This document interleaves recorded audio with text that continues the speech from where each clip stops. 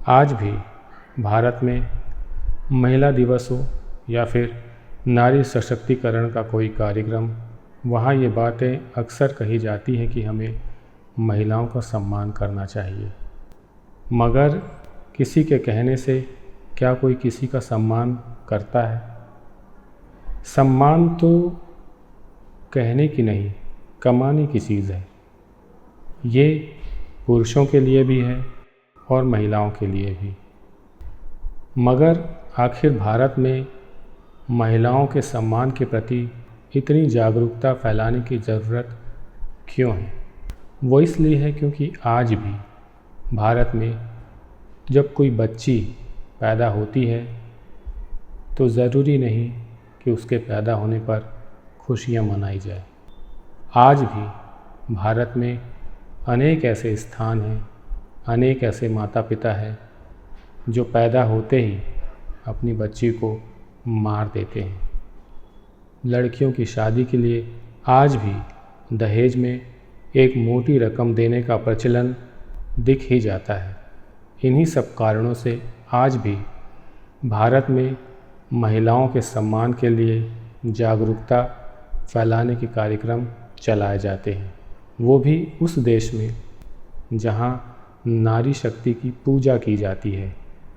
यदि हम भारत से बाहर दुनिया के विभिन्न देशों की बात करें तो महिलाओं की ऐसी स्थिति हर कहीं नहीं है।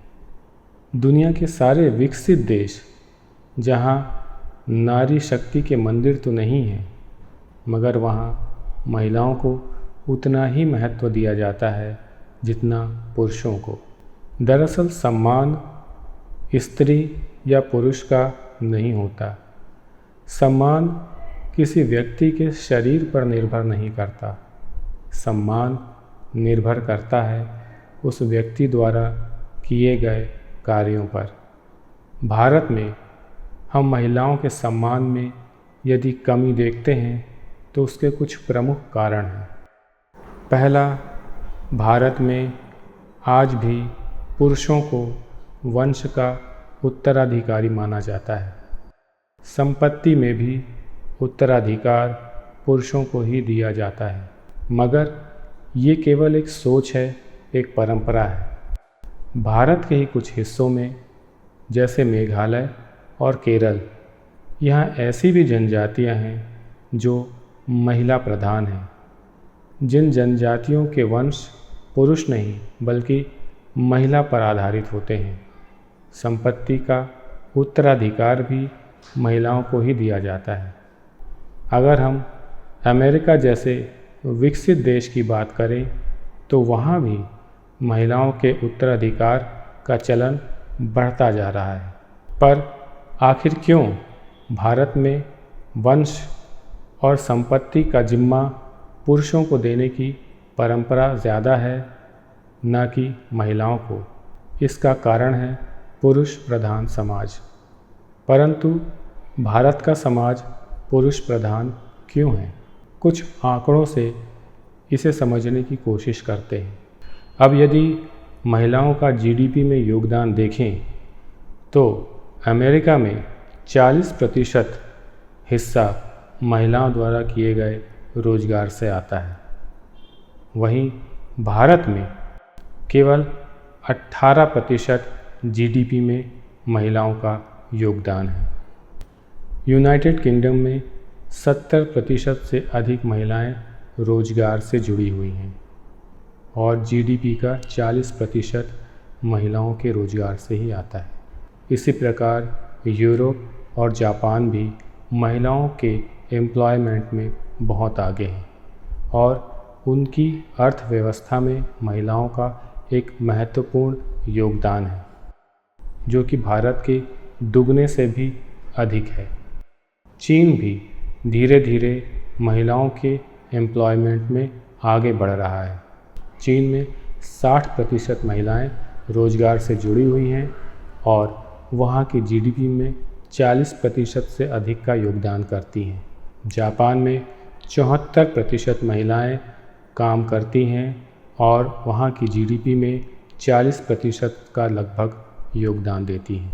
इसी प्रकार रूस में भी लगभग 55% महिलाएं किसी न किसी प्रकार के रोजगार से जुड़ी हुई हैं और रूस की अर्थव्यवस्था में 35% का योगदान महिलाओं के द्वारा किया जाता है। अमेरिका, यूरोप, यूके, रूस, जापान, चीन, ये सभी देश भारत से अर्थव्यवस्था के मामले में काफ़ी आगे हैं। इसका प्रमुख कारण है कि यहाँ जितने पुरुष काम करते हैं, लगभग उतनी ही महिलाएं भी इन देशों में किसी न किसी प्रकार के रोजगार से जुड़ी हुई हैं। जिन देशों में भी महिलाएं बराबरी से काम करती हैं, उन देशों में महिला भ्रूण हत्या जैसे कोई अपराध नहीं होते।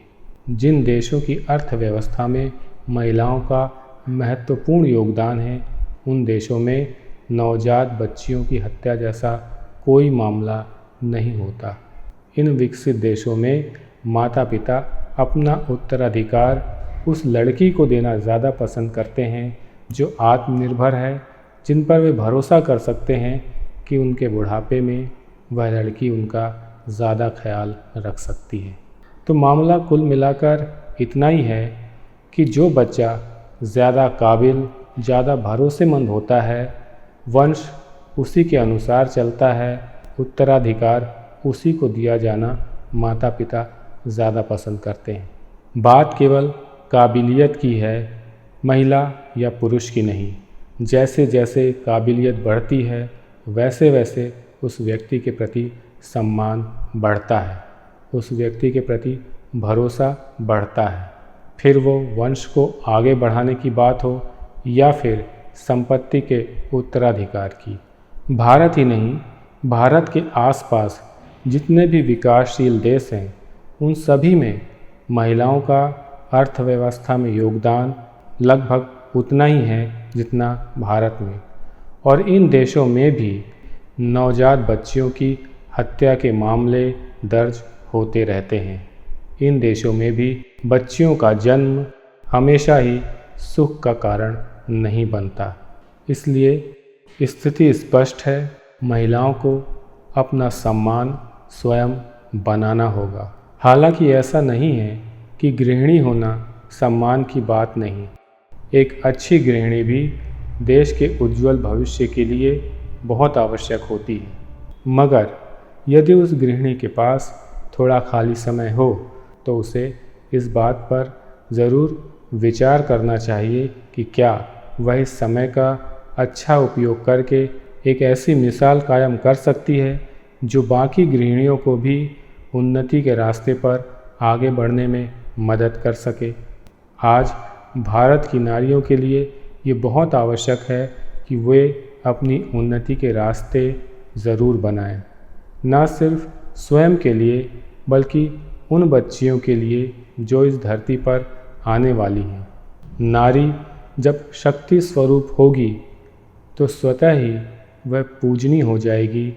और ये तो भारत का इतिहास रहा है कि जब जब नारी ने शक्ति का रूप लिया है, तब न सिर्फ उसे सम्मान मिला है बल्कि समाज ने उसे पूजा भी है।